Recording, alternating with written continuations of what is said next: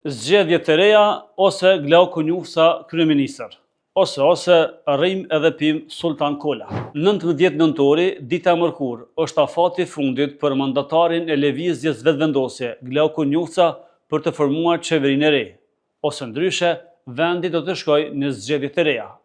E tëra kjo, pasi partitë opozitare tashmë kanë deklaruar se nuk kanë votë për Glauku Njufsën si kryeministër. Përveç që nuk kanë votë për mandatarin e lëvizjes vetëvendosje, as partitë opozitare nuk i kanë numrat për të formuar një qeveri.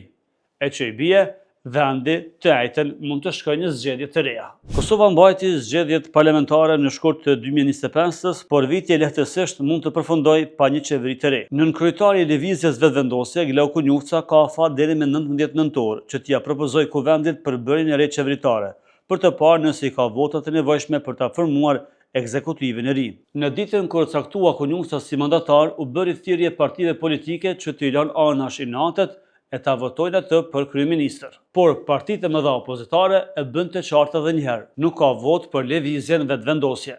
Njufsa është mandatari i dytë i lëvizjes vetëvendosje për kryeministër pas krejut të partisë Albin Kurti. Kjo parti, ndonë se ka fituar më së shumti vota në zgjedhjet e fillim vitit, nuk ka siguruar mjaftueshëm vende në kuvend për ta zgjedhur e vetme qeverinë e re të Republikës së Kosovës.